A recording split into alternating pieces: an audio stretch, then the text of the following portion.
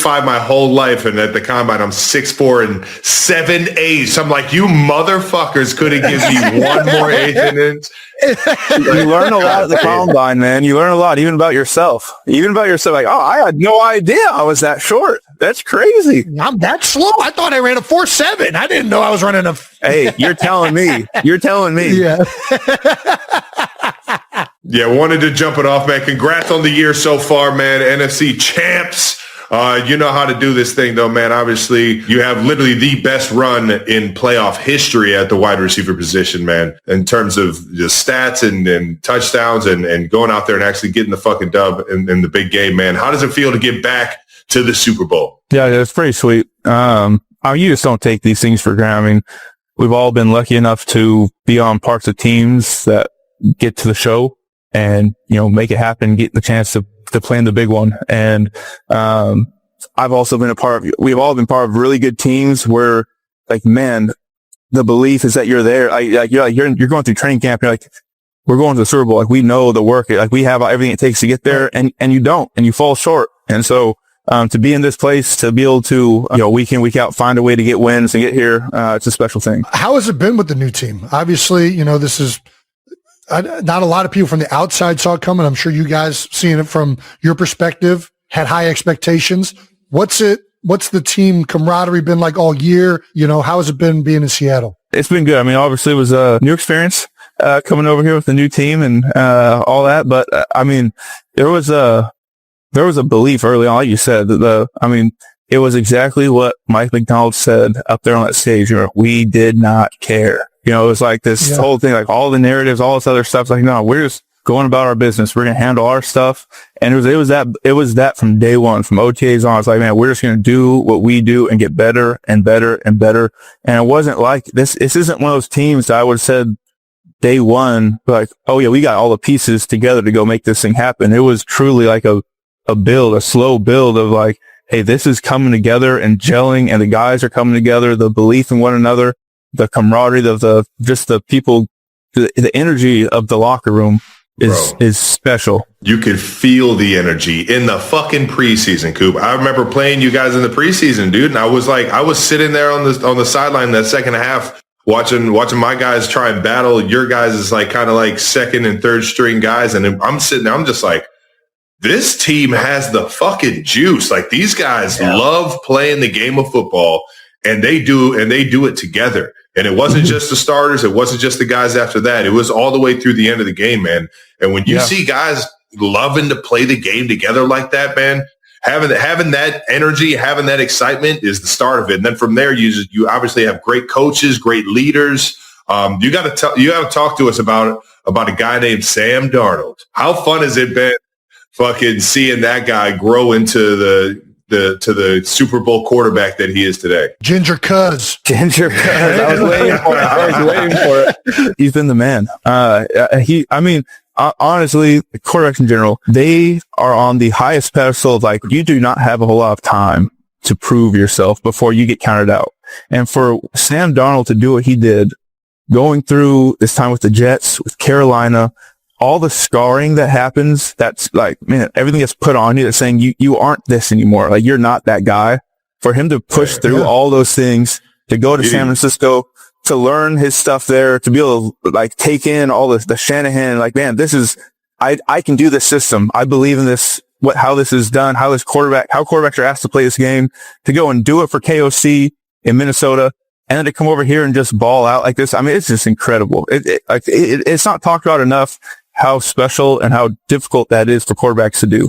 It is not an easy thing. And he's kind of, he's gone against, common belief about quarterbacks and how it works, so it's just special. I could not agree more, man. And like, listen, I keep getting asked like, who are you rooting for in the game? And like, I don't really have a horse in the race. Like, I like storylines on both sides, but it's hard to not want this to happen for Sam. It really is. Cause I think anybody that's been in the league and struggled through it yourself and had to persevere through ups and downs, like, it is very difficult, especially once that narrative throughout the league has already been set. It's hard to get that next opportunity. Exactly. And for him to be able to do this multiple times, have to reaffirm himself, and to have the year he's had on a special team right now, like, it's it's hard not to root for the Ginger Cuz, man. Come on now, Ginger Cuz. What's the better nickname, Ginger Cuz or Buddy?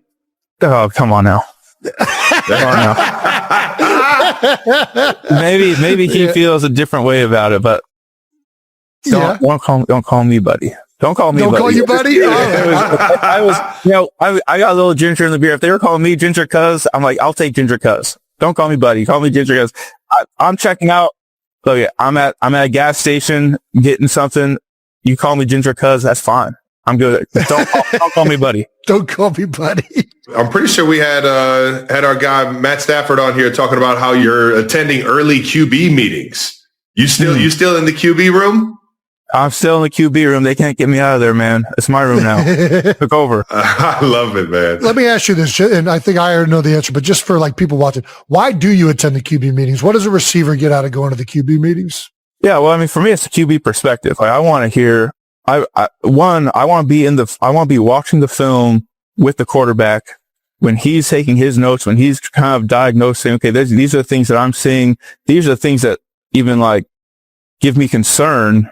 You know, that maybe the coach, it's not from the coach's, it's from the quarterback's perspective. This is concerning to me.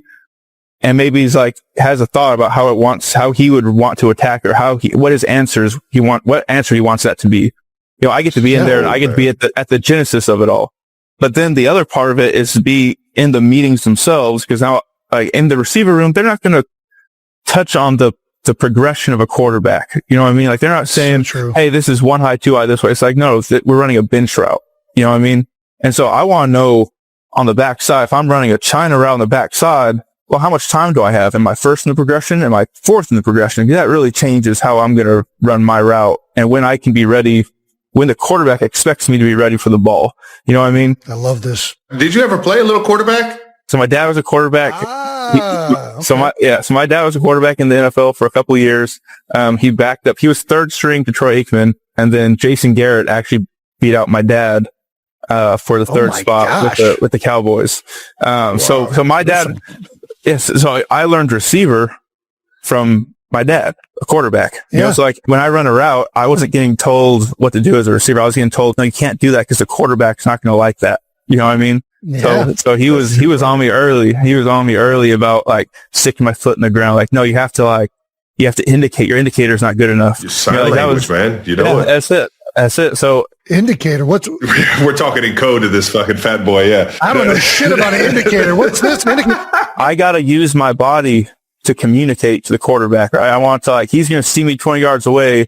And when I make a move or do something, I'm going to do something that's indicating I'm breaking down and I'm going to be in the spot that you're expecting me to go. Right. Cause he's going to be letting the ball go when my back's to him. So he needs to know like, man, hey, it's happening now. You know, I need to be able to put my foot in the ground when I'm breaking in or out and how I'm rolling. So I can't just you can't just ooze into like a deep out route. You got to put your foot in the ground, be like, I'm going now. You know what I mean? So he knows that it's smiling. Coop, I think, and that's so good. That was a great way of describing it. I think what you do that's different from others is that you're giving those indicators to the quarterback, but you never give those indicators to the defense. And that's so hard because the defense is watching those indicators. And I do a whole lot of bullshit to make up for my speed.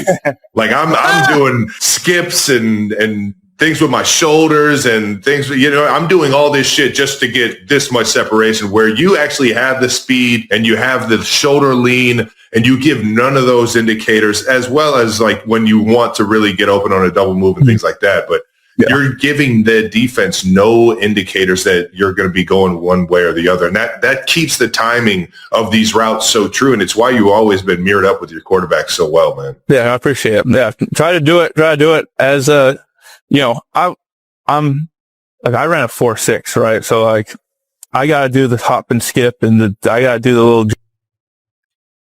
Are you all right, Trev? We're good. You good? Fuck. Taylor's going to kill me. The Best in Show got me. Best in Show for the dogs. I think how Best in Show for the offensive line. Yeah. Just have a bunch of offensive linemen treading their stuff out. The quarterback's walking them around on a leash and they fucking put them up on the table. You got a guy measuring their ass and their belly. We can't be putting guys on leashes, but I hear you. Fair enough. No leashes, but you get them up on the stage. You got a guy measuring they getting their stance, and they like see if their ass is in the right spot. I don't know, man.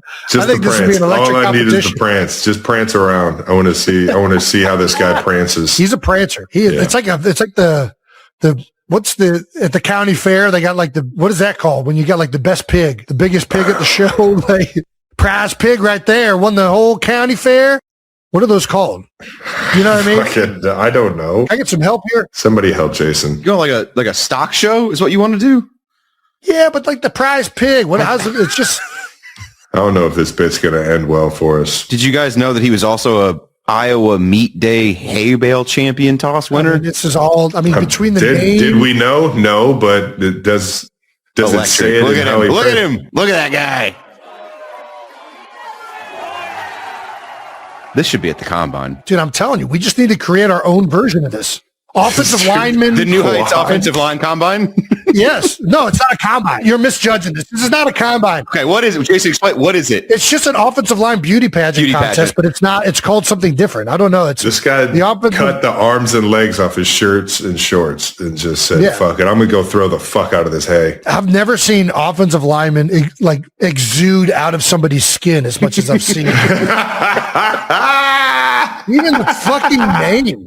Jennings Dunker? Are you fucking kidding me? The fuck? We're moving that kid's draft stock way up just on this episode alone. I mean, it's just like a character in a movie. Like this isn't but it's real life. He's got the shoulder strap on to hold his AC joint in place. I mean, what the fuck are we looking? I really like this idea of an offensive lineman, essentially a beauty contest of offensive linemen. Yeah, I don't need to know how fast this guy runs. I want to see how smooth he runs. Just do a lap. I want to see how smooth he walks and prances. That's what I want to see. What's the elegance of this guy? Shout out to Dunker. Bald guys. How about this nominee? Since Robert Saleh has joined the Titans, he has made 5 additional coaching hires. The one caveat is that you must be bald. Look at this thing. He's got nothing but bald guys. I mean, I've seen all the hair go in Kansas City's office. I mean, yeah, dude, guys are dropping like flies. It's a stressful job. Job. I think it's stressful. It's just long hours, man. Long hours means you're not getting much sleep, which means, and also this could be by choice. The guys could just be like, you know what? I don't want to fucking deal with this goddamn hair. I'll tell you what, I'd hate to be in the stands on a sunny day between all the helmets and bald heads. That light is going to be reflecting. You're going to be blinding. Fuck. Jesus Christ. Ah, damn, we didn't put Vaseline baby oil on this shit? Jesus. All right, I'm giving I'm giving my stamp of the week to Dunker just because I mean, how do you not give it to just such a beauty? Yeah. I'll give it to my guy that fucking lost his toupee, Gerald Miller, and still won the fight, baby. My boy Gerald. How do we know he won the fight? I feel like you're just randomly saying that. There's been nothing. He did win. He did win. He did win. Perfect. Confirmed. And before we get out of Stamp of the Week, we have an honorable Stamp of the Week to give out. Ooh. We talked about this a little bit earlier. Jason, you want to do the honors? We love the kids here at New Heights. That's right. We're always thinking about how we could take this show to new heights. We decided to bring on somebody who had one of the greatest viral moments of all time after the Eagles were eliminated this year in the playoffs. 92%ers, please welcome Sam Salvo. Let's take a look at this clip. For those of you that aren't aware, this kid has a future in the making. He's going to be on ESPN one day. He's going to have his own show. Who even thinks of this stuff? Yes, this was a huge letdown. This was my Christmas present, and I got a loss. Oh, no. Yeah, probably. I'm feeling two of two things. A, I want A.J. Brown packing his bag, and I want him somewhere else that is not here. I love you, A.J., but, you can't make those drops in that game. And I also want Kevin Patullo flipping burgers at, the local McDonald's or something. I don't care. Why do you say that? Whenever he's an offensive coordinator, it's like he's flipping burgers. One side, he's cooking. One half he's cooking, and the other half is completely raw. Dude, amazing comments from a child. Do kids in Philadelphia just come out sounding like GMs? Do they just? It's how they're born. It's how they're born. It's just it's something in the water when they grow, when they're born, that as soon as they hit age 8, they know how to talk like adults. Pack your bags is something they find out when they're like 3 years old. Like that's what you just tell Eagles players when they don't play their best. Yeah, mom's been listening to WIP Sports Take while the child's been in the womb the whole time. He's just catching the radio waves. So they just come out with hot takes and shitting on people. Yeah, no, it's ingrained in Philadelphia for sure.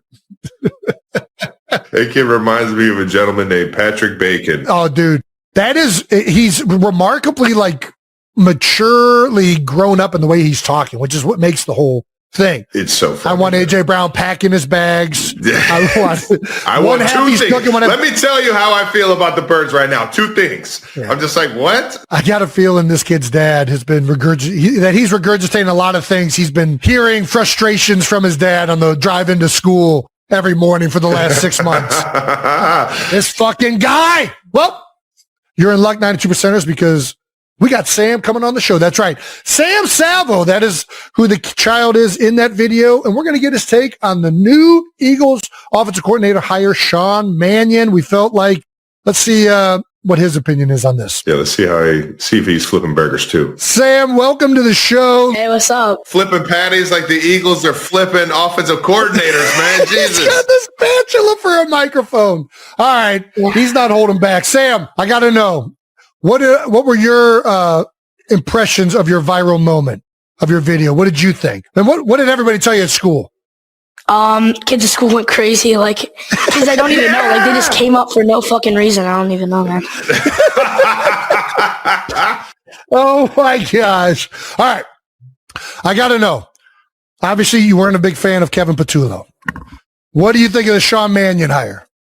I hope that he can work with Jalen better than Patullo did, because I think that if he could work with Jordan Love and make him a top-tier passer in the NFL, I think that maybe he could work with Jalen better than Patullo. Oh my gosh, I love this. And he's done his research, man. So, all right, what are we thinking about AJ? Are we still out on AJ? I mean, you were pretty upset after the game. Yeah, I was very upset. Sometimes a couple weeks. What are we thinking about AJ Brown for next year? I'm not still 100% sure. I think that we could definitely build an offense around Smitty, but I think that having someone that we can like sometimes rely on in some big situations to just throw to, I think that we should still have him on the team. I love that. He's a good player. Don't. I know he had a rough go. I know he's had some frustrations. Hopefully that can be fixed with some new plays and offensive score. By the way, what do you want the Eagles to run this year? What formations and schemes? Yeah, let's hear it, dude. I want them to run. I want them to run it more to their strong side of their offensive line, because really, it was this year. It was more like up the middle runs, and really with Kellen Moore, we didn't see that as much, and that's when Saquon had like one of the best years of all time, if not the best rushing year of all time. So honestly, I think that I would like if we could run more outside plays, and I think that if we could get Jalen a little bit more,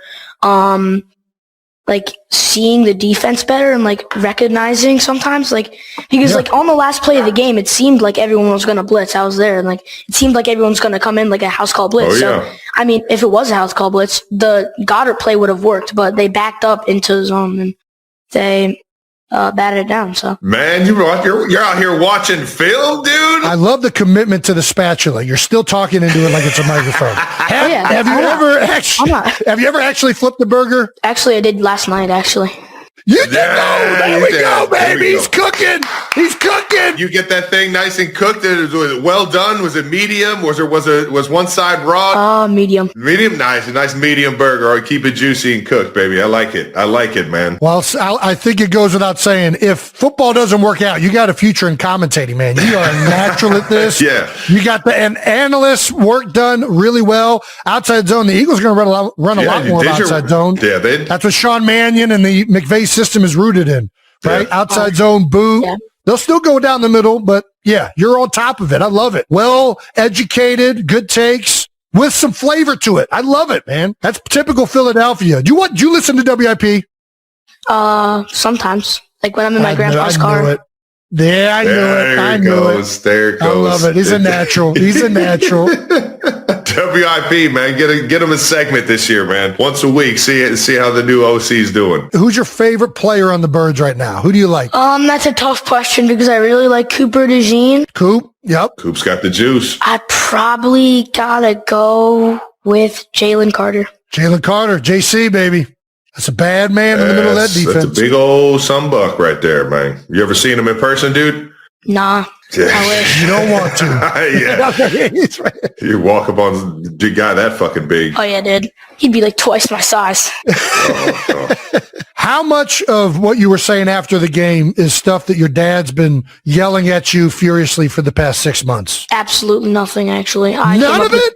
I came up with pretty much every single word except the part that I want A.J. Brown packing his bags, because I wasn't sure 100% about that. But I'm 100%. I still burgers? want Patullo flipping burgers. No questions asked. He's sticking to it. He's Spoken sticking like a to true it. I love Birds it. fan, man. Appreciate you, Sam, dog. Thank you for the bit that you had on the Philly news. And also, man, thank you for jumping on, dog. We'll have to circle back We and got to see. get you back. Yeah, we'll we're have to going to need circle back and repetitive updates. How do you feel about that, Sam? That'd be amazing. You guys are like my idols. Who's going to win the Super Bowl? Patriots all the way. Patriots all the way. Yep. I think that even though Drake May hasn't played his best ball during the playoffs, I think that he's going to come up huge in this game. Okay. That's a hot take right there, Sam. I like his hot takes. Dog. He's very direct. He's very direct. The man knows what he wants. Sam, before we get out of here, you want to give anybody a shout out? Anybody in school? Any of the homies? Yeah. First thing, can I shout out all my friends at Table C at Wissahickon? Table C! Okay. And can I also shout out my friend Derek Sanders? Derek Sanders. Shout out to DC. There, DS. DS, there you go. Yeah, my bad. What are you shouting out Derek Sanders? What, is he just your friend? Yeah, he's my friend. And also, one more thing to say, we got merch now, so buy some merch. Buy some merch. There we go. Nice He's a natural. Get the plug in. He's a natural. Sam, well done, brother. You killed it. We'll have to follow up and catch you next year and see how the birds are doing, man. Oh, absolutely, man. All right, dog. Enjoy You're the man, man, brother. Before you go, is Paul there? My dad, yeah. Hey, Dad! One sec. Sorry, my he's a little bit slow. He's slow? All right. Don't worry. Here you go. On a special episode of New Heights, the hit podcast co-hosted by brothers Travis Kelce and Jason Kelce, NFL superstar Travis Kelce delivered a surprise announcement that instantly sent millions of fans around the world into a frenzy. During the nearly 90-minute broadcast, Travis officially confirmed that he will be attending Super Bowl 60, the highly anticipated matchup between the New England Patriots and the Seattle Seahawks, and that he will be there alongside his girlfriend, global pop icon Taylor Swift. The revelation, made live last Friday night, quickly became one of the biggest media moments surrounding the couple since they publicly confirmed their relationship and engagement. New Heights has grown far beyond a typical sports podcast, evolving into a cultural phenomenon where football talk blends with personal stories and behind-the-scenes NFL insights, making Travis's calm but decisive confirmation even more impactful. As soon as the statement aired, social media erupted, with NFL fans and Swifties flooding platforms like X, Instagram, and TikTok, pushing hashtags such as #SwiftAtTheSuperBowl and #NewHeightsMoment to the top of trending charts within hours.